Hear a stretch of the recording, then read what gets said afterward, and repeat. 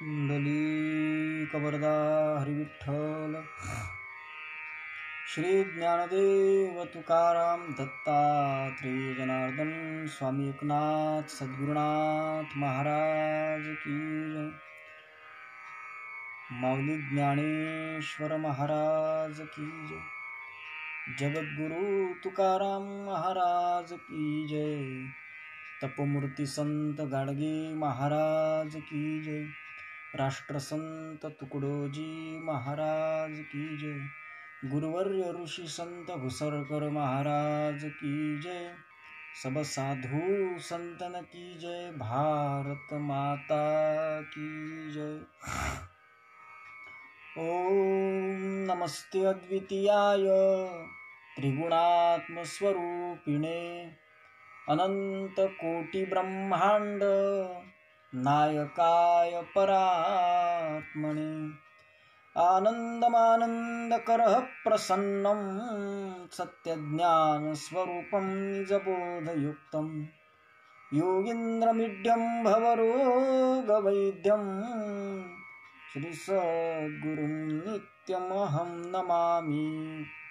ज्ञानदेवं ज्ञानमूर्तिं साक्षात् प्रेमस्वरूपिणं नामदेवं दयामूर्तिं नाथं वन्दे पुनः पुनः. वैराग्यस्य परां मूर्तिं देहक्षेत्रनिवासिनं तुकारामं महद्वन्दे भक्तराजचतुष्टकं. श्रीमञ्जुलाभृन्मणिमाणिकेशं श्रीखञ्जरीशं जनभृन्निवेशं श्रीग्रामगीताजनकं प्रशान्तं सद्गुरुराष्ट्रसन्तं सततं नमामि. अनिन्द्यसाहित्यसुधासमुद्रः विदर्भदेशेऽस्मि सुधामदेवः. अद्भुत सदाचार रतो महात्मा विद्वान विनम्र समुदार चेता. राष्ट्रसंत गिरोदीर्णं ग्राम कल्याण चिंतनं दीनार्थ करुणापूर्ण ग्राम गीतामृतं महत्. शास्त्र सिद्धांतानुगतं गुरुवाक्येषु सम्मतं स्वानुभूति प्रमाणं च ग्रामगीतामृतं महत्. विदर्भी गर्जली ज्यांची समन्वयी वाणी वाल्मिकी राष्ट्रसंत अनुचर महर्षी मनोनी. अपुलिया कवन प्रवचने राष्ट्रधर्म शिकवितो ऐशा ऋषिवरा गुरुवरा श्री घोसरकरा वंदितो सद्गुरुनाथ महाराज की जय. यह डर सभी जाता रहे मन बुद्धि का इस देह का. निर्भय रहे हम कर्म में पर्दा खुला कर स्नेह का. गाते रहे प्रभु नाम पर प्रभु तत्व पाने के लिए.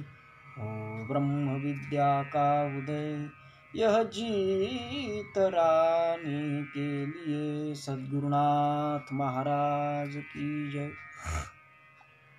परम पूजनीय श्री गुरुदेव विश्व माऊली ज्ञानेश्वर महाराज, तद्वतच प्रचार रत्न संत नामदेव महाराज,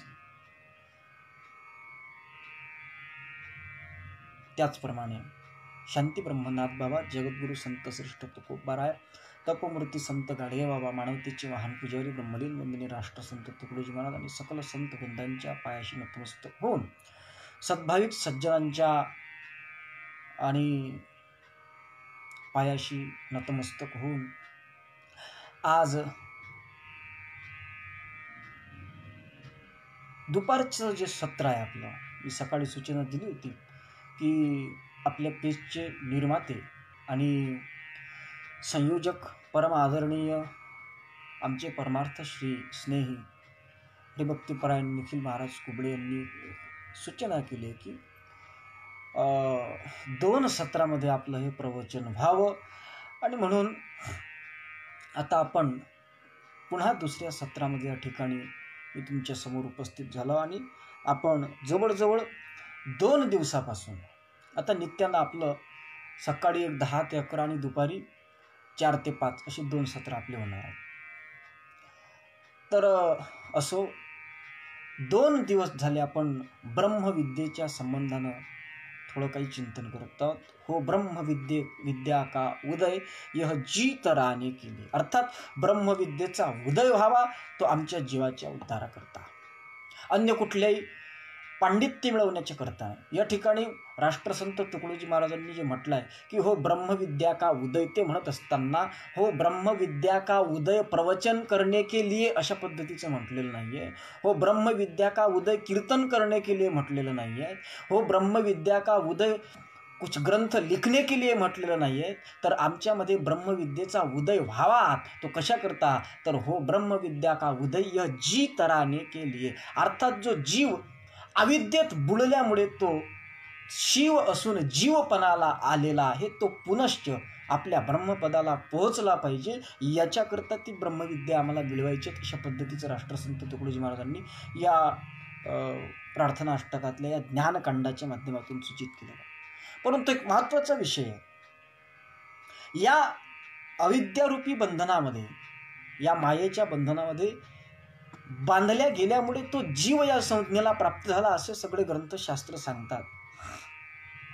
परंतु त्याला त्या अविद्येतून मुक्त करण्याकरता व त्या मोहातून, त्या मायातून, त्या भवसागरातून त्याला तारण्याकरता व त्याला मुक्त करण्याकरता जर काही उपयुक्त असेल तर ते ज्ञान आहे, ते ब्रह्मज्ञान आहे. त्याचाही सुद्धा विचार आपण करण्याचा थोडक्यात प्रयत्न केला.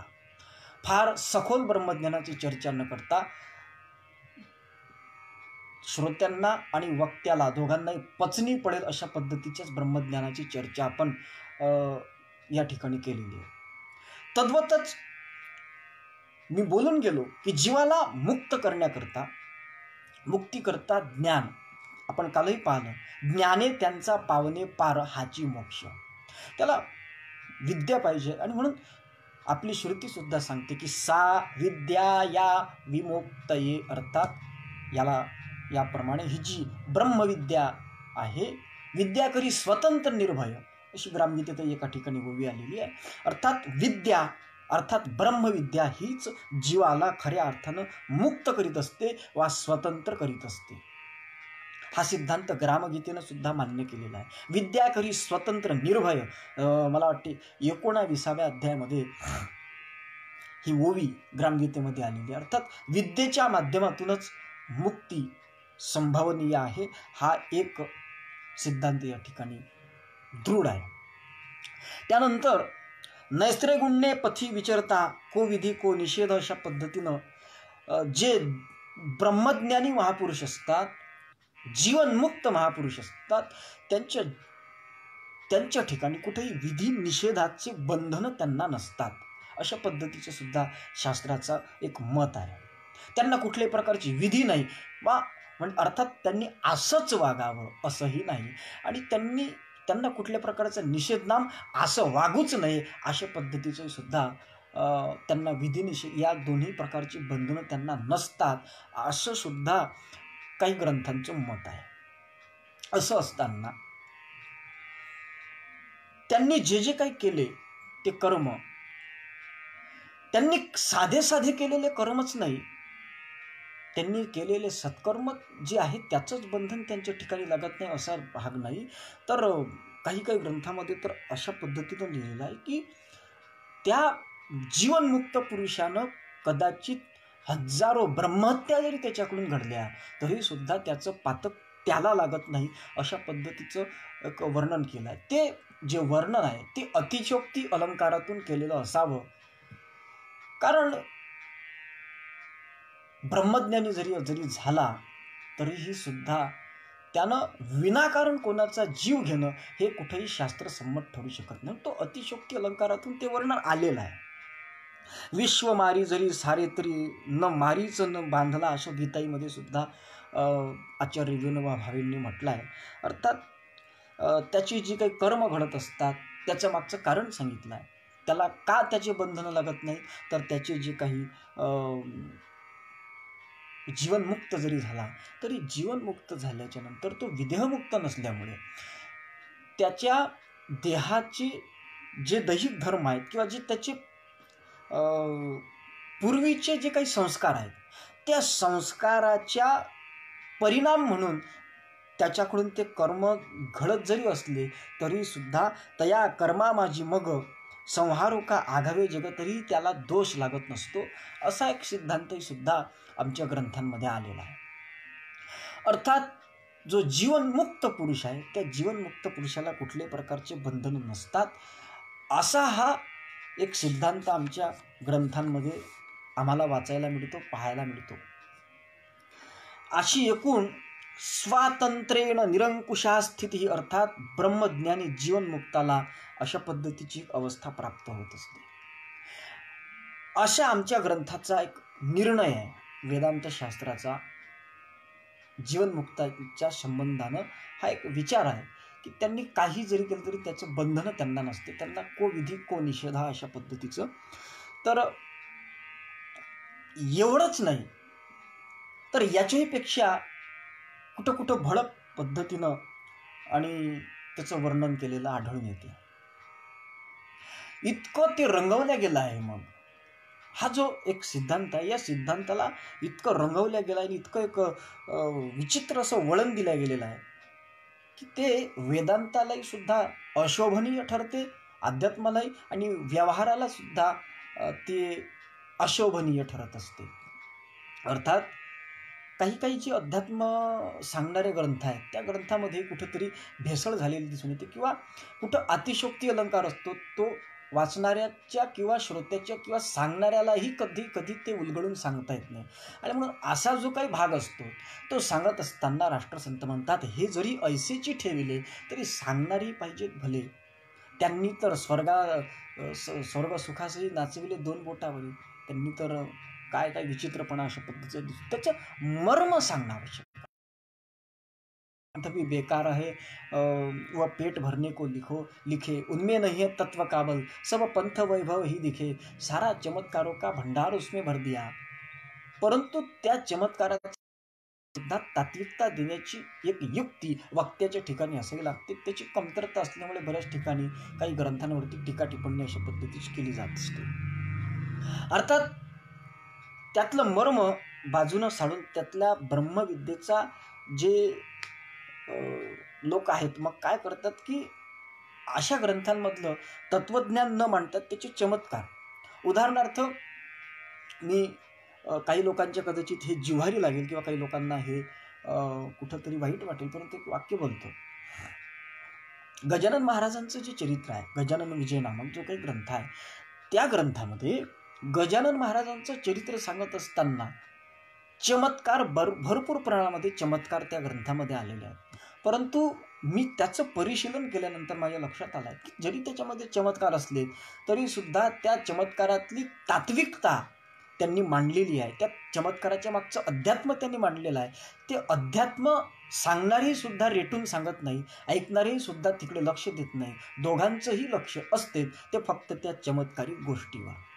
परंतु त्या चमत्कारिक गोष्टीवरच लक्ष केंद्रित करून काही जे भोंदू साधू आहेत ते भोंदू लोक समाजाला भोंदवत असतात. कशा पद्धतीने भोंदवतात त्याचं चिंतन करणं आवश्यक आहे.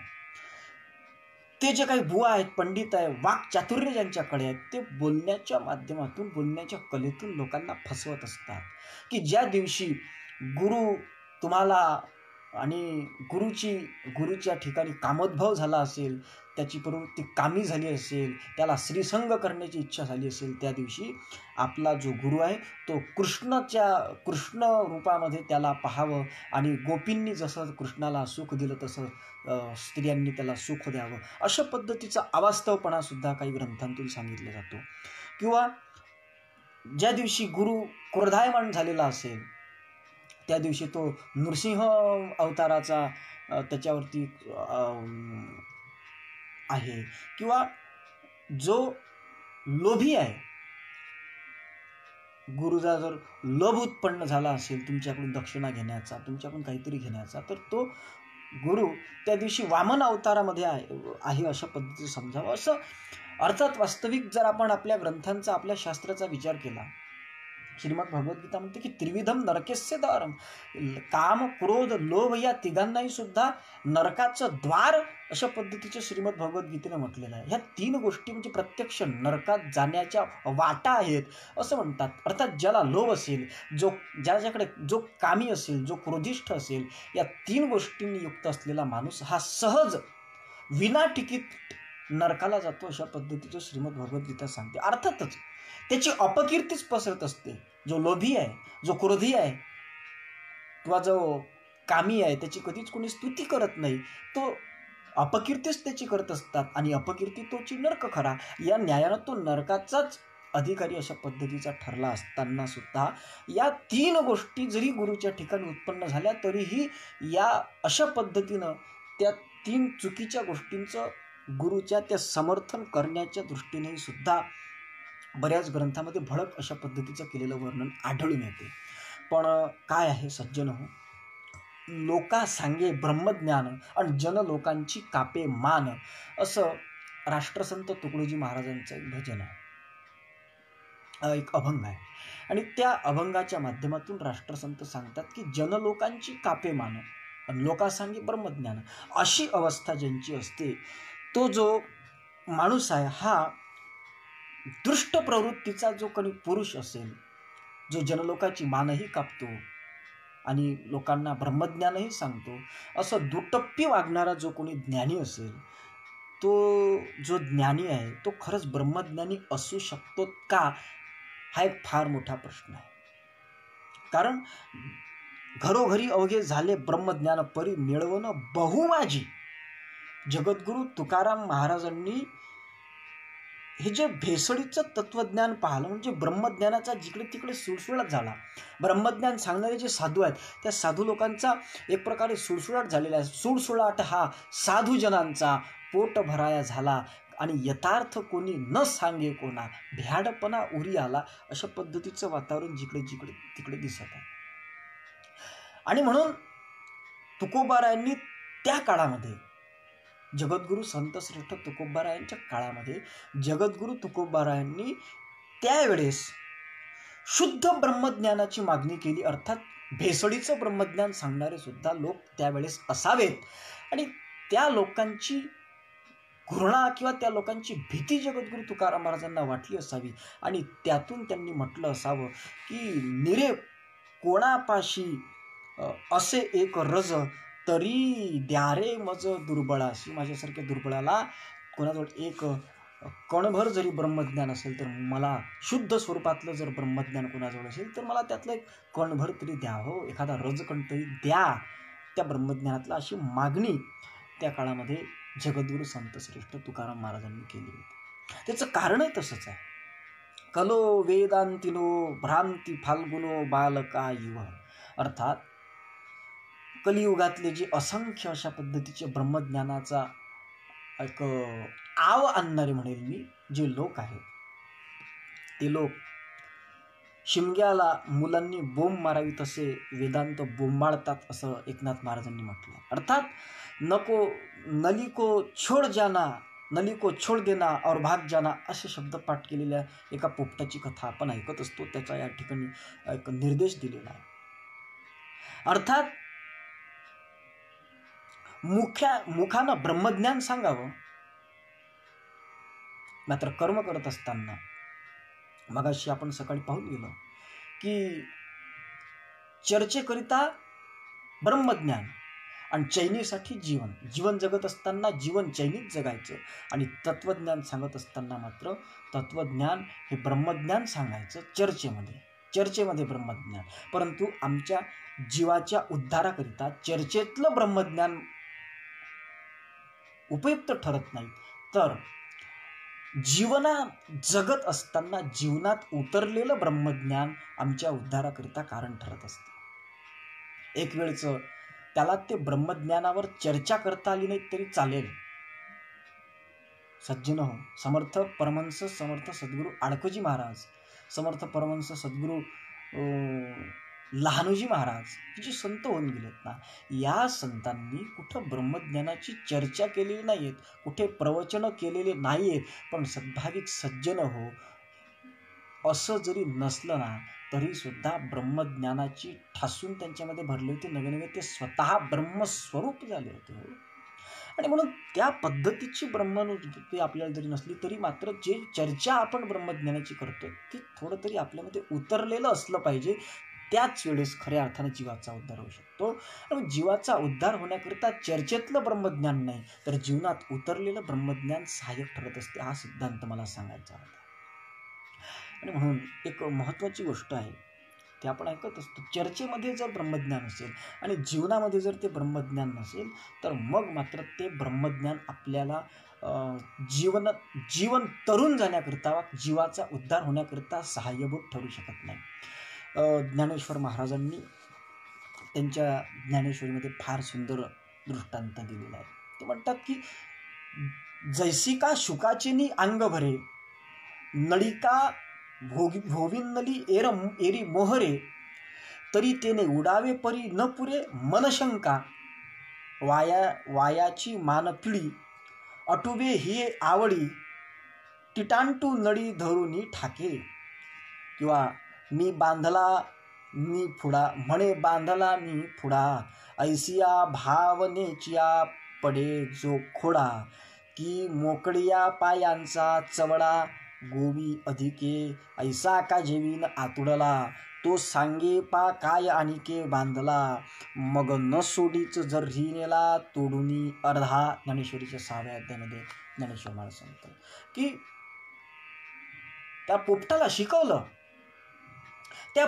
शिकवलं की जर कोणी पकडणारा शिकारी आला तर नली को छोड देना और भाग जाना, हे त्याला शिकवलं, त्यानं मुखपाठ केलं. परंतु तो त्याच्यावर ते मुखपाठच केलं, तो म्हणत आहे, परंतु तो म्हणत असताना नळीला सोडायचं आणि निघून जायचं हे त्याला सुद्धा जमलेलं नसतं. जसं त्या पोपटाला ते जमलं नाही, तसं पडविले तैसे पडू जाणे शुक, अशीच अवस्था ब्रह्मज्ञानावरती चर्चा करतात, परंतु ज्यांच्या जीवनात ब्रह्मज्ञान उतरलेलं नाही अशा लोकांची होत असते. आणि ते या भवसागरातून कितीही ब्रह्मज्ञान त्यांना झालं, कितीही त्यांच्या ग्रंथ मुखोद्गत झाले, तरीही सुद्धा ते लोक, ग्रंथ पाठ करणारा माणूस कधी स्वतःचा उद्धार करू शकत नसतो. तर पाठ केलेल्या ग्रंथाचं आचरण, म्हणून मी अगदी 4-8 दिवसाच्या अगोदर कुठेतरी माझ्या डोक्यात एक चिंतन आलं होतं. मी प्रसिद्ध केलं होतं की मी बोललो होतो की प्रवचनकार, पारमार्थिक मनुष्य हा किंवा वेदांतिक मनुष्य हा प्रवचनकार नसला तरी चालेल, परंतु तो आचरणकार असणं हे अत्यंत महत्त्वाची गोष्ट आहे. आणि म्हणून नली को छोड देना और भाग जाना हे पाठ करून नुसतं जमणार नाही, तर ते प्रॅक्टिकलमध्ये असलं पाहिजे. आणि म्हणून राष्ट्रसंतांची हार्दिक इच्छा होती की म्हणून समाज रचना बदलवावी, संत बोधावरी मांडणी करावी आणि ब्रह्मज्ञानाशी सक्रियता द्यावी, समत्व आणोनी जीवनी, त्यांची इच्छा होती. कारण आपण पाहतोय पोपटपंची ज्ञानाचा परिणाम मुक्तपणे भरले ते वनिता अधरी अकडले. अर्थात मुक्त शब्दावर श्लेष अलंकार वापरून त्याचे 2 दुहेरी अर्थ करून त्याच्या माध्यमातून नाथरायांनी अशाच लोकांना उद्देशून ते म्हटलेलं असावं असं मला वाटतं. आणि म्हणून बादी विरत विनू ब्रह्म विचारो सो गोस्वामी तुलसीदास म्हणतात. अर्थात मी ब्रह्म आहे असं म्हणणाऱ्या निर्विकार ब्रह्मच आपण सगळेजण आहो असं सांगतात, परंतु त्याचा अनुभव मात्र त्यांच्या ठिकाणी नसतो. आणि असे जे लोक आहेत ते तरुण जाऊ शकत नाही आणि ते खरं ब्रह्मज्ञानही ठरू शकत नाही. कारण समाजामध्ये वावरत असताना असे कितीतरी दांभिक साधू आहेत की जे स्वतः वैदांतिक असण्याचा दावा करतात, परंतु त्यांच्या बोलण्यामध्ये, त्यांच्या प्रवचन कीर्तनामध्ये जरी ब्रह्मज्ञान असलं तरी सज्जन हो, त्यांच्या जीवन जगत असताना त्या इतक्या उच्च पदाला ते लोक पोहोचलेले नसतात. राष्ट्रसंत तुकडोजी महाराजांच्या जीवनातला एक प्रसंग आहे. राष्ट्रसंत तुकडोजी महाराज जीवनयोगी खंड 3 मधला एक प्रसंग आहे. काय झालं की राष्ट्रसंत तुकडोजी महाराज तिवस्याला, जे भीमरावजी दादा प्रसिद्ध व्यक्तिमत्व होतं तिवश्यामधलं, आणि त्यांच्याशी महाराजांचे स्नेही संबंध होते. राष्ट्रसंत तुकडोजी महाराजांनी रात्री त्यांच्याकडे मुक्कामाच्या वेळेस भजन झालं आणि सकाळी दूध वगैरे पिल्यानंतर महाराजांनी पंढरपूरला जाण्याची इच्छा व्यक्त केली. लगेच महाराज वरखेडला गेले, समर्थ सद्गुरू आडकोजी महाराजांच्या समाधीचं दर्शन घेतलं आणि काही 25-30 लोकांनी महाराजांच्या सोबत त्या पंढरपूरच्या मार्गानं मार्गोत्क्रमण केलं आणि पहिला मुक्काम अकोल्यात झाला होता. त्यानंतर मग औरंगाबाद वगैरे अशा पद्धतीचे मुक्काम करत राष्ट्रसंत तुकडोजी महाराज पुढे पुढे गेले. तर ते जात असताना आषाढ एकादशीच्या दशमीच्या दिवशी पंढरपूरमध्ये पोहोचले. राष्ट्रसंत तुकडोजी महाराज दरवर्षी पंढरपूरची वारी न चुकता करत असत. तर गेले आणि दशमीच्या दिवशी राम मंदिराच्या माडीवर महाराजांनी मुक्काम केला आणि त्या ठिकाणी भीमरावदादा देशमुख वगैरे सर्व मंडळी आणि महाराजांना म्हणाले की आपण चला महाराज, आपण पांडुरंगाच्या दर्शनाला वगैरे जवाने गेले आणि बडव्यांनी महाराजांचं स्वागतही केलं. सगळ्या गोष्टी झाल्या आणि द्वादशीच्या दिवशी अमरावतीच्या जिल्हा कौन्सिलचे माजी सचिव श्री अमृतकर, ते अमरावतीच्या ॲडव्होकेट अमृतकरांचे काका, सुप्रसिद्ध वकील होऊन गेले अमृतकर म्हणून अमरावतीमध्ये, त्यांचे ते काका होते आणि जिल्हा कौन्सिलचे माजी सचिव ते महाराजांच्या दर्शनास आले. कारण महाराजांवरती त्यांची नितांत अशा पद्धतीची आणि एक श्रद्धा होती. महाराज आले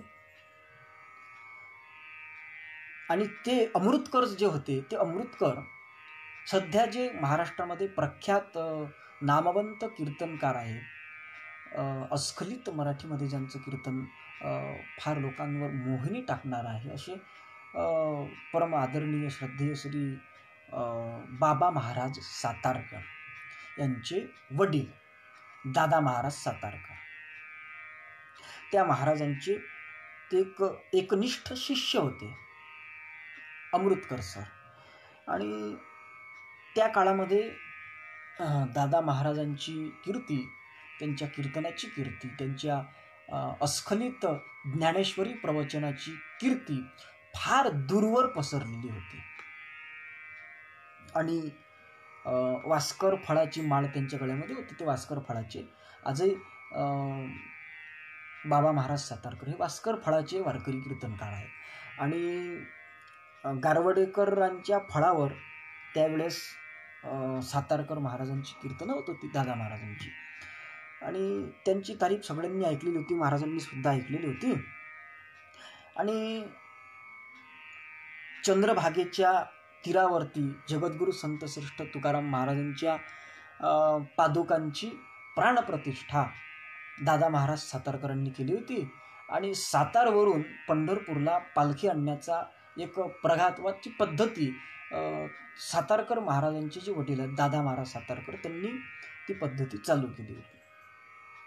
आणि अशा पद्धतीनं त्या दादा महाराज सातारकरांच्या बाबतीतली जी काही माहिती आहे ती ॲडव्होकेट अमृतकर सर यांनी राष्ट्रसंत तुकडोजी महाराजांना दिली की अशा अशा पद्धतीचे दादा महाराज सातारकर म्हणून फार मोठं प्रस्थ आहे आणि त्यांच्या आपण भेटीला जावं, अशा पद्धतीचं महाराजांना त्यांनी विनंती केली. त्यांच्या विनंतीला मान देऊन राष्ट्रसंत तुकडोजी महाराज त्या महाराजांच्या बिल्डिंग वजा मठामध्ये गेले आणि सुंदर त्या ठिकाणी त्या दादा महाराजांचा तो मठ होता, 2 मजली प्रशस्त अशा पद्धतीचा. आणि त्या मठामध्ये मोठी मोटार, चांदीची पालखी हे सगळ्या गोष्टी पाहिल्या आणि श्रीमंत आणि सुशिक्षित सगळे त्यांची शिष्यमंडळी अशा पद्धतीचं सगळं. आणि प्रथम दर्शनीच ते पाहिलं, ते सगळ्या लोकांच्या नजरेत भरलं की बापरे काय वैभव आहे या साधूंचं, या आपल्या सातारकर महाराजांचं काय वैभव आहे. मला या ठिकाणी सातारकर महाराजांचं कुठं त्यांना कमीपणा करायचा नाही, त्यांच्याबद्दल काही चुकीचं बोलायचं नाही, परंतु त्यांचं हे सगळं वैभव त्या ठिकाणी राष्ट्रसंत तुकडोजी महाराजांच्या सोबतच्या ते सगळ्या मंडळींनी पाहिलं. महाराजांनी सुद्धा ते पाहिलं आणि ते पाहिल्यानंतर त्या ठिकाणी वरच्या अमृतकरांनी वरच्या मजल्यामध्ये राष्ट्रसंत तुकडोजी महाराजांना नेलं. महाराजांचं त्या ठिकाणी यथोचित स्वागत अशा पद्धतीचं केलं गेलं आणि महाराजांना बसवलं. आणि त्या ठिकाणी त्या हॉलमध्ये चांदीचा पलंग होता आणि त्या चांदीच्या पलंगावर गाद्या बिद्या टाकलेल्या आणि मस्त मलमलचा सदरा, तलम धोतर आणि पांढरा शुभ्र फेटा बांधलेले ते दादा महाराज सातारकर असे रेटून बसले होते. त्यांच्या ठिकाणी त्यांची शिष्यमंडळी सेवा करत होती. काही शिष्यनी तरुण मुली त्यांना हवा घालत होत्या. अशा पद्धतीचं ते त्यांचं आणि ते चेहऱ्यावरचं तेज, कांती, सगळ्या गोष्टी पाहिलं आणि दादा महाराजांच्या चेहऱ्यावर त्यांच्या त्या विद्वत्तेची एक अहंकाराची छटा प्रसिद्ध होती. आणि त्या अवस्थेमध्ये तिथं ते बसले असताना अमृतकर सरांनी त्या दादा महाराज सातारकरांना राष्ट्रसंत तुकडोजी महाराजांचा परिचय करून दिला. जीवनयोगी राष्ट्रसंत या राष्ट्रसंतांच्या चरित्र ग्रंथामधली 3ऱ्या खंडामधली ही कथा आहे. त्यावेळेस अमृतकरांनी राष्ट्रसंत तुकडोजी महाराजांचा परिचय करून दिला की दादा महाराजांना की हे आमच्या वराडचे श्री संत तुकडोजी महाराज. तेव्हा सातारकर महाराजांनी त्यांच्या हातातनं असा इशारा केला आणि बाजूने खाली सतरंजी टाकली होती. त्या सतरंजीवर बसण्याकरिता वंदनीय राष्ट्रसंत तुकडोजी महाराजांना इशारा केला की तुम्ही त्या सतरंजीवर बसा. आणि मग राष्ट्रसंत तुकडोजी महाराज तिथं बसले. ते पाहिलं, ते भपकेबाज वातावरण, ते शिष्यमंडळी, तो चांदीचा पलंग सगळं त्याच्यावर ते बसले. त्यामुळे तुकडोजी महाराज खाली बसले सतरंजीवर. ते त्या शिष्यमंडळीला असं वाटलं की असेल कोणी असाच साधू. आणि मग दादा महाराज सातारकर महाराजांना म्हणायला लागले, तुम्ही भजन करता असं ऐकलंय, इथं म्हणू शकाल का एखादं भजन. असं म्हटल्यावर महाराज म्हणाले की क्या हर्ज है, गायेंगे गायेंगे. त्यावर सातारकर महाराजांनी पुन्हा म्हटले की मी ऐकले की पेटी तबला वगैरे लागतो तुमच्या भजनासाठी. महाराज म्हणत की ऐसी कोई खास जरूरत तो नहीं होती, वैसे भी गा सकते हैं. आणि असं म्हटल्यावर मग सातारकर महाराज म्हणाले म्हणा की एखादं भजन. मग महाराजांना तिथंच डेस्क वाजवून तिथंच भजन तयार केलं आणि तिथंच त्यांच्या समोर भजन म्हटलं की अगं वृत्ती कुठे तू जाशी, तव प्रेम कुणाशी जळले. फार मोठं भजन आहे. अनुभव सागर भजनावली भाग 1 मध्ये ते भजन आलं आहे. अगवृत्ती कुठे तू जाशी. भीमराव दादा देशमुखांनी सांगितलेला हा प्रसंग या जीवनयोगी राष्ट्रसंत या चरित्रामध्ये टिपल्या गेलेला आहे. अर्थात त्या वृत्तीला महाराजांनी अगं वृत्ती तू कुठे जातेस, जे ब्रह्मज्ञान माझ्या मुखातून बाहेर पडते आहे त्या ब्रह्मज्ञानाच्या ठिकाणी तू आहेस, त्या पांडुरंगाच्या पायाच्या ठिकाणी तू स्थिर होते. की हा चांदीचा पलंग आहे, त्या चांदीच्या पलंगावर हे शिष्य परिवार हवा घालत आहेत, याच्यावर हे 2-3 मजली मोठा, याच्यावर या एवढ्या मोठ्या गाडीवर याच्यावर तू लुब्ध आहेस की पांडुरंगाच्या चरणी लुब्ध आहेस. तुझं काम कुठं लुब्ध होणे आहे. परमात्मा चित घन आहे आणि त्या ठिकाणीच आपली चित्तवृत्ती स्थिर होणं ही आवश्यक असते. आणि म्हणून पांडुरंगाच्याच ठिकाणी आपली वृत्ती स्थिर असली पाहिजे. आणि म्हणून राष्ट्रसंत तुकडोजी महाराजांनी त्या ठिकाणी भजन लिहिलं की अगवृत्ती कुठे तू जाशी तेव्हा प्रेम कुणाशी जळले. पांडुरंगाशी तुझं प्रेम आहे की या चांदीच्या गादीवर दिवाणवर बसून, ह्या गाद्यावर बसून, या वेश वैभवात, हातातल्या अंगठ्या, गळ्यातला गोप, या सगळ्या गोष्टीवर, या मोटारीवर, या बंगल्यासारख्या मठावर तुझं प्रेम आहे की या पांडुरंगाच्या चरणी तुझं प्रेम आहे, असा प्रश्न विचारणारं भजन त्या ठिकाणी राष्ट्रसंत तुकडोजी महाराजांनी म्हटलं. आणि ते भजन म्हटल्याच्या नंतर तिथंच कुजबूज सुरू झाली. काय काय काय कसं काय तिथं चर्चा सुरू झाली आपसात. आणि ती चर्चा सुरू झाल्याच्या नंतर दादा महाराज विचारात पडले की आता काय कसं करावं. आणि हे झाल्याच्या नंतर दादा महाराज अगदी उठून बसले आणि महाराज म्हटले आणखी एक भजन म्हणा. मग महाराजांनी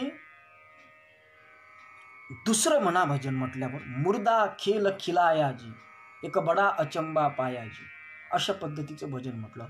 हे भजन म्हटल्याबरोबर जादूच्या कांडीसारखा सगळ्या लोकांवर एक वेगळाच असा असर झाला. आणि दादा महाराज तंद्रीतून एकदम जागे झाले आणि महाराजांना म्हणायला लागले, महाराज आणखीन एक भजन म्हणा. त्यावेळेस महाराज म्हणाले, टाळकन महाराज उठून उभे झाले. तुकडोजी महाराजांना म्हणायला लागले की अभी फिर कभी. दादा महाराजांची तेजपुंज मूर्ती ते आपल्या त्या चांदीच्या दिवाणवरून उठले आणि राष्ट्रसंतांच्या पायावरती नतमस्तक झाले. आणि राष्ट्रसंतांच्या पायावरती नतमस्तक होऊन महाराजांना म्हणायला लागले, महाराज येऊनी चांग देव लागती चरणाशी. या पद्धतीनं ते पायाला लागले, नमस्कार करू लागले. आणि मग महाराजांनी दादा महाराजांना उचललं आणि सांगितलं, महाराज काय करतायत तुम्ही, एवढे मोठे विद्वान, एवढे मोठे साधू आहात आणि माझ्या पाया पडतात, हे काही योग्य नाही. महाराजांनी त्यांना म्हटलं की आता मला रावळात भजनासाठी जायचं, आता आपण नंतर कधीतरी पाहू.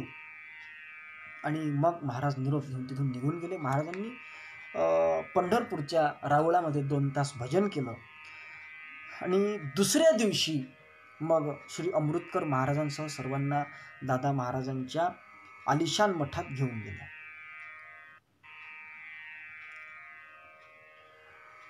आणि मग अमृतकर सर तिथं ते सगळे मंडळी घेऊन गेले, सगळ्या मंडळीसह. आणि मग वरच्या मजल्यावर, एकदम 3ऱ्या मजल्यावर, सातारकरांच्या मठाच्या 3ऱ्या मजल्यावर राष्ट्रसंत तुकडोजी महाराजांना नेण्यात आलं. आणि स्वतः दादा महाराज सातारकरांनी राष्ट्रसंत तुकडोजी महाराजांचं पूजन केलं आणि सर्वांच्या समोर महाराजांच्या पाया लागले आणि मस्त मेजवानी दिली. आणि सगळ्यांच्या समोर जेवण झाल्याच्या नंतर जेवण दिलं, महाराजांनाही जेवण दिलं.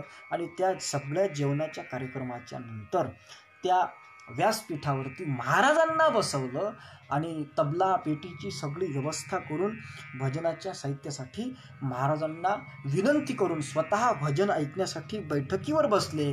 आणि सर्व महाराजांच्या साहित्याच्या समवेत राष्ट्रसंत तुकडोजी महाराजांचं तबला पेटीवरचं खंजरी भजन त्या ठिकाणी सातारकर महाराजांनी श्रवण केलं.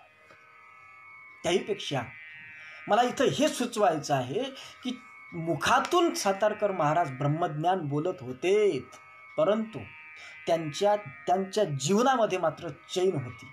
चैनीसाठी जीवन होतं आणि चर्चेसाठी, प्रवचनासाठी, कीर्तनासाठी ब्रह्मज्ञान होतं.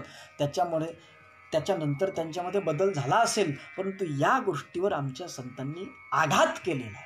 हा प्रसंग मला तेवढ्याकरता सांगायचा होता की आमच्या मुखातून आम्ही ब्रह्मज्ञान सांगतो, या देहाचे चोचले पुरवू नका, हे सगळे वेश वैभवाच्या, या सगळ्या वैभवाच्या मागं लागू नका, एका परमात्म्याच्या मागं लागा, असं सांगणारे कीर्तनकार, प्रवचनकार सुद्धा वैभवात रममान झालेले असतात.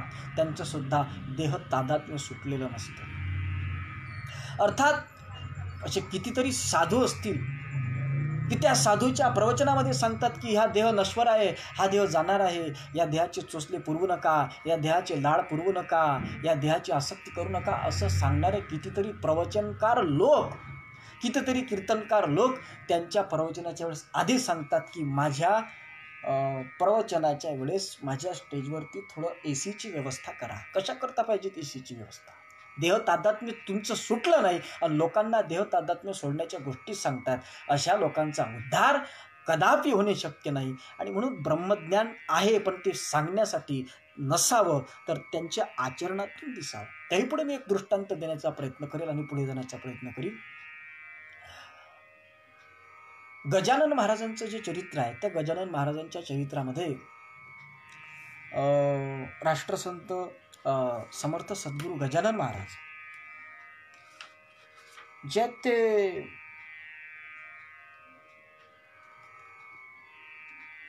गजानन महाराज श्रीकृष्ण पाटलाच्या शेतामध्ये आणि शंकराच्या मंदिरामध्ये त्यांनी निवास केला. तिथं काही दिवस मला राहायचं आहे अशा पद्धतीत. त्यांच्या शेतामध्ये जे शिव मंदिर होतं त्या ठिकाणी गजानन महाराजांनी वास्तव्य करण्याची इच्छा प्रकट केली. त्या ठिकाणी महाराजांची ती व्यवस्था त्या पद्धतीने केल्या गेली. ती व्यवस्था केल्यानंतर काय झालं, छप्पर टाकले गेले आणि तिथं गजानन महाराज राहायला लागले. ते राहत असताना तिथं महाराजांची व्यवस्था चालू होती आणि त्याच ठिकाणी काय झालं, महाराजांची सोबत काही सेवक होते, भास्कर महाराज वगैरे सर्व मंडळी, आणि त्या ठिकाणी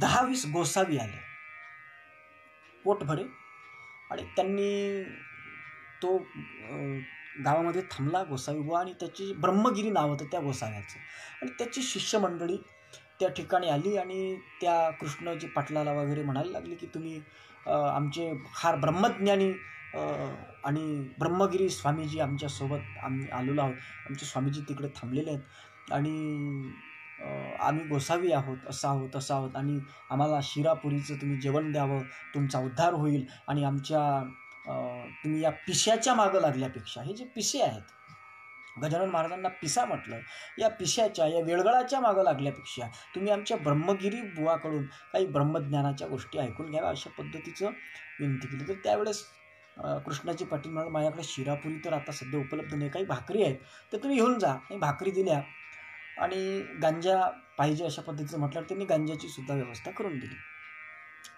आणि त्या ठिकाणी गजानन महाराज ते सगळं पाहत होते, आणि गजानन महाराजांचा अपमान अशा पद्धतीचा करायचा म्हणून त्या भोंदू असलेल्या त्या ब्रह्मगिरीनं काय केलं की तिथे श्रीमद भगवद्गीतेच्या एका श्लोकावरती त्यानं आपलं प्रवचन चालू केलं.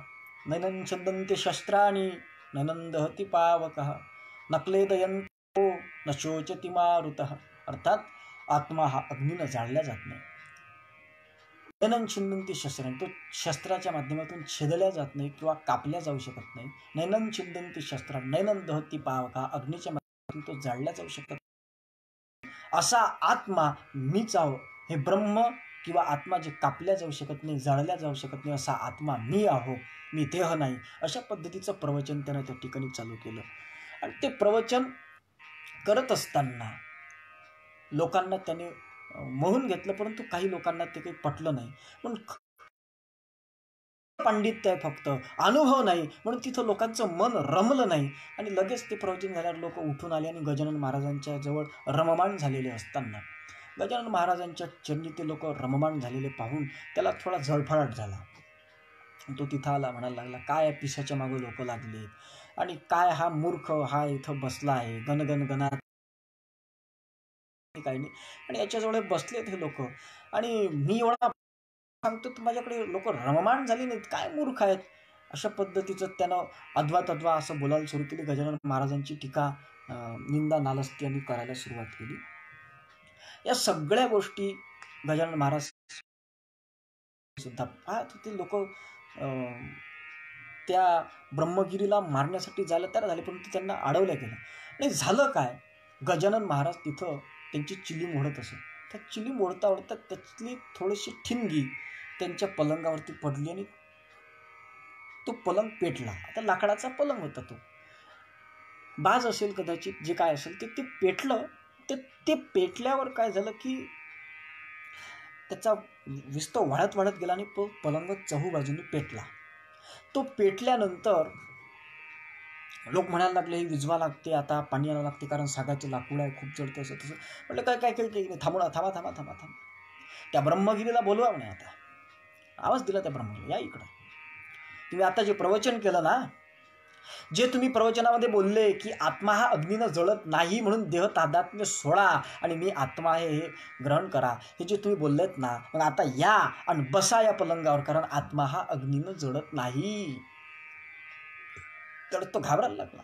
तिकडे भास्कर महाराज गेले, कृष्णाजी पाटील गेले, त्याला धरून आणायला लागले.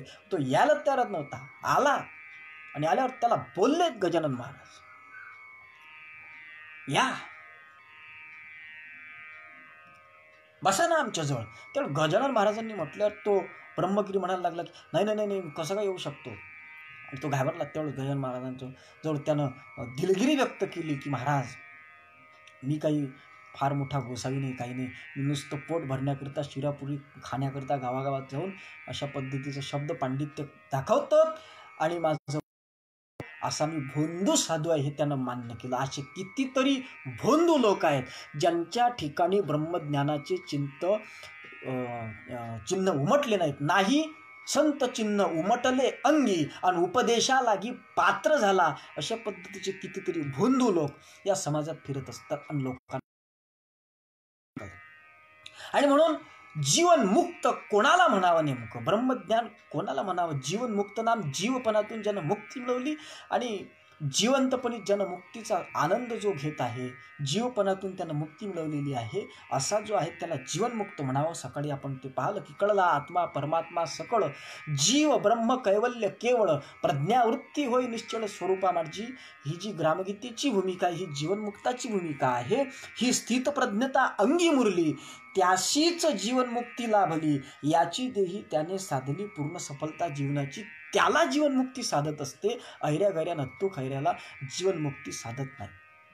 आणि म्हणून जो कोणी एखादा जर ब्रह्मज्ञान संपन्न माणूस आहे आणि मला ब्रह्मज्ञान आहे, मी निर्विकार ब्रह्म, माझ्या ठिकाणी कोणत्याही प्रकारचा विकार नाही, कुठल्याही प्रकारचे बंधन नाही, असं म्हणून जर तो एखाद्या त्याच्या शिष्यमंडळीपैकी जी त्याची एखादी स्त्री शिष्य असेल, त्या शिष्यनीला जर तो म्हणत असेल, तिच्या अंगाला स्पर्श करून, तिच्याशी काही चाळे करून जर म्हणत असेल की काय आहे, मी तर ब्रह्मस्वरूप आहे, चांबड्याला चांबडं लागलं तर काय दोष आहे, असं जर एखादा बुवा म्हणत असेल, तर चांबड्याची चप्पल घेऊन त्याच्या गालावर मारली पाहिजे आणि मग त्याला म्हटलं पाहिजे, महाराज तुम्ही तर ब्रह्म आहेत, निर्विकार ब्रह्म आहे, तुम्हाला चप्पलही चांबड्याची आणि गालही चांबड्याचा, चांबड्याला चांबडं लागलं तर काय फरक पडते. त्यावेळेस त्याचे डोळे उघडून. आणि म्हणून हा जो काही भाग आहे त्या ठिकाणी तुम्ही अलिप्त राहत ना, त्या ठिकाणी नाही राहत अलिप्त. नुसतं लोकांना सांगण्यासाठी ब्रह्मज्ञान ज्यांच्या जीवनामध्ये आले असेल त्या भवनदीतून तरुण जाऊ शकत नाहीत. आणि म्हणून खोटा आव आणणारे जे लोक आहेत, भिंतीवर भुक्की मारल्यानंतर मात्र हातालाच लागणार आहे, भिंतीला लागणार नाही, परंतु भिंतीला लागल्यानंतर हे भिंतीला लागलं असं म्हणण्यासारखा मूर्खपणा जे करतात, ते ब्रह्मज्ञानी लोक तरुण जाऊ शकत नाही. आणि म्हणून ऐशा नरा मोजून माराव्या पैजारा, अशा माणसाला मोजून मोजून चपला मारल्या पाहिजे. आणि मग त्याला म्हटलं पाहिजे की चांबड्याला चांबडं लागलं तर काय फरक पडते हो. आणि म्हणून या पद्धतीनं हीच त्याची खरी पूजा ठरू शकते, अशा बंधू साधूची. तुका म्हणे ऐशे संत जिथे गाळावे मातीत, ते जिथे गाळले तरी पाप लागत नाही. आणि म्हणून श्रीमद आद्यगुरु शंकराचार्यांनी अपरोक्षानुभूतीमध्ये असं म्हटलं आहे की कुशला ब्रह्मवार्ता या मृत्यूहीनः सुरागिणः तेयम ज्ञानीतमा न्यूनम. अर्थात ब्रह्मवादात कुशल आहे, परंतु ब्रह्मचर्चा करत असताना जरी तो आत्म्याच्या गोष्टी करत असताना सुद्धा जर तो देह तादात्म्य किंवा देहाची आसक्ती त्याची सुटली नसेल तर तो घोर अज्ञानीच आहे असं म्हटलं आहे. आणि म्हणून साधू असताना सुद्धा त्याची साधू ही वृत्ती आहे. वरून कपड्यानं किंवा बोलण्यात ब्रह्मज्ञान सांगते म्हणून तो श्रेष्ठ साधू ठरू शकत नाही. तर तो साधू त्याच्या जीवनामध्ये अध्यात्म उतरलं पाहिजे. अभ्यास करा, सक्रिय अध्यात्माचा म्हटलं म्हणतात, सक्रिय अध्यात्म त्याच्या ठिकाणी असलं पाहिजे. ब्रह्मज्ञानाशी सक्रियता द्यावी, समत्व आणून जीवनी, या पद्धतीचं त्याचं जीवन असलं पाहिजे. आणि त्याच वेळेस खऱ्या अर्थानं हा जीव तरुण जाईल, नाहीतर हा जीव अज्ञानीच, हा जीवच आहे, हा जीवपणा याचा संपला नाही हे मात्र निश्चित ठरत असते. आणि असे जे भोंदू लोक आहेत, लोकांना फसवणारे, अशा लोकांच्या ब्रह्मविद्येत काहीही उपयोगाचा ठरत नसतो. अशा लोकांची ब्रह्मविद्या लोकांच्या काय, जनतेच्या उद्धाराकरता काय, त्याच्या स्वतःचाही सुद्धा विचार करू शकत नाही. असे पढत मूर्ख लोक, ज्यांना सगळं ब्रह्मज्ञान समजत असलं तरी सुद्धा जे वागणूक समाजामध्ये फिरत असताना करतात आणि मुखानं ब्रह्मज्ञान सांगतात आणि वागत असताना दुटप्पी भूमिका असते. बरेच लोक वेदांताच्या गोष्टी सांगतात, ब्रह्मज्ञान सांगतात, परंतु लोकांना पैशाच्या मध्ये फसवतात. माथे पे चंदन तिलक लगावे, माला गले में भारी, गरीबन की कदर न जाने, क्या बोलेगा बिहारी. अशी जर त्याची परिस्थिती असेल तर मग मात्र अशा लोकांच्या ब्रह्मज्ञानामुळे लोकांचा तर नाहीच नाही, त्यांचा स्वतःचा सुद्धा उद्धार होऊ शकत नाही. आणि म्हणून ब्रह्मज्ञान जरी झालं तरी सुद्धा त्यानं आपला आचार हा व्यवस्थितच ठेवला पाहिजे. जीवनमुक्त जरी झाला तरी त्या जीवनमुक्तानं सुद्धा आपला आचार हा योग्य ठेवला पाहिजे, तरच त्याचं जीवनसुद्धा आध्यात्मिक असलं पाहिजे. त्याच्या बोलण्या चालण्यातून, प्रत्येक गोष्टीतून अध्यात्म दिसून आलं पाहिजे. आणि हे जर दिसून येत असेल तरच त्याचा उद्धार होऊ शकतो. नाहीतर वेद जरी पाठ असले तरी शंकराचार्य म्हणतात, आचारहीनम न पुनंती वेदाः, अर्थात आचारहीनाला वेद सुद्धा तारून नेऊ शकत नाही, नाही करू शकत त्यांचा वेद उद्धार. वेद मुखपाठ जरी असले तरी, जर वेदाच्या पाठांतर आहे परंतु वेदामध्ये सांगितलं त्याच्या विरुद्ध आचरण असेल तर काय वेद त्याच्यात तारून नेणार आहे. किंवा विदित ब्रह्मतत्वस्य यथेष्ठाचरणम इति शूनाम तत्वविदाम चैव को भेदो शुची भक्षणे. अर्थात जो स्वैराचार करतोय, कसाही वागतोय, कसाही, कधी झोपतो, कधी उठतो, कधी खातो, कधी पितो, चुकीचं काहीही वागतो, देहाचे चोचले पुरवत असतो आणि ब्रह्मज्ञानाच्या गोष्टीही सांगत असतो, असा जो स्वैराचारी तत्वज्ञानी असेल, अशा तत्वज्ञाना सांगणाऱ्यामध्ये आणि कुत्र्यामध्ये काय फरक आहे असा प्रश्न ब्रह्म वशिष्ठ ऋषी आपल्याला विचारतात या श्लोकाच्या माध्यमातून. आणि म्हणून तो आचारहीन असू नये, तर ते ब्रह्मज्ञान त्याच्या जीवनातून दिसलं पाहिजे. जो ब्रह्मज्ञानी पुरुष स्वतःला म्हणून घेतो आहे त्याच्या ठिकाणी ब्रह्मज्ञानाचे चिन्ह असले पाहिजे. लक्षणं असून जमत नाही. ब्रह्मज्ञानाच्या नुसतं गोष्टी करून जमत नसते, तर ब्रह्मज्ञान त्याच्या जीवनामध्ये उतरलं पाहिजे आणि त्याच्या प्रत्येक गोष्टीतून ब्रह्मज्ञान दिसून आलं पाहिजे. त्याच वेळेस खऱ्या अर्थाने त्याच्या जीवाचा उद्धार होऊ शकतो. आणि त्याच्याकरिता ब्रह्मज्ञान जरी झालं तरीही सुद्धा त्याचं यथेष्ठाचरण असू नये वा त्याचा स्वैराचार त्याच्या जीवनामध्ये असू नये, तर त्याचं जीवन जगत असताना सुद्धा अतिशुद्ध हो आचार से तन्मन हमारा सर्वदा, या पद्धतीची त्या जीवनमुक्त्याची जीवनशैली असावी. अशा पद्धतीचा एक विचार राष्ट्रसंतांनी सांगितलेला आहे. या ठिकाणी अशा पद्धतीच्या विचारासोबतच हे एक प्रवचन आपलं पूर्णतेकडे वळत आहे. अर्थात ब्रह्मज्ञानी पुरुष जरी असला तरी त्यानं सुद्धा त्याच्या जीवनामध्ये जे ज्या गोष्टी तो ब्रह्मज्ञानाच्या आहेत, आपण सगळे ब्रह्म आहोत, आपण सगळे एक आहोत, तर ही समता त्याच्या जीवनातून दाखवली पाहिजे, तरच त्याचं ब्रह्मज्ञान कामाचं आहे. अन्यथा त्याचं ब्रह्मज्ञान हे दुसऱ्याला तर नाहीच नाही, त्याच्या स्वतःकरता सुद्धा उद्धारक ठरू शकत नाही. हा सिद्धांत महाराजांनी मांडला, त्याचा आपण थोडक्यात पाहण्याचा प्रयत्न केला आणि याच ठिकाणी आपल्याला थांबायचं आहे. आणि उद्या ठीक सकाळी 10 वाजता आपण या अष्टश्लोकी भागवताच्या 5व्या श्लोकामध्ये प्रवेश करणार आहोत. या ठिकाणी 4था श्लोक समाप्त झाला आहे आणि त्या 4थ्या श्लोकाच्या प्रवचनाच्या समाप्तीसोबतच या ठिकाणी आपण थांबणार आहोत शांतीपाठाच्या माध्यमातून. आज रात्रीची सूचना अशी की आज रात्री महाराजांच्या बाराखडीवर आमचे परमस्नेही परमश्रद्धेय आदरणीय श्री श्याम नारायणदासजी महाराज भक्तिधाम यांचं प्रवचन होणार आहे. त्या प्रवचनाचा सर्वांनी लाभ घ्यावा या सूचनेसह आपण याच ठिकाणी शांतीपाठाच्या माध्यमातून या प्रवचनाला पूर्णविराम देऊया. सर्वेत्र सुखीनः सन्तु, सर्वे सन्तु निरामयः, सर्वे भद्राणि पश्यन्तु, मा कश्चित् दुःखमाप्नुयात्. ओम शांति शांति शांति. सद्गुरुनाथ महाराज की जय. पुंडलिक वरदा हरी विठ्ठल श्री ज्ञानदेव तुकाराम दत्तात्रेय जनार्दन स्वामी एकनाथ सद्गुरुनाथ महाराज की जय. माऊली ज्ञानेश्वर महाराज की जय. जगद्गुरु तुकाराम महाराज की जय. तपोमूर्ती संत गाडगे महाराज की जय. राष्ट्रसंत तुकडोजी महाराज की जय. गुरुवर्य घुसरकर महाराज की जय. सब साधु संतन की जय. भारत माता की जय. जय गुरु.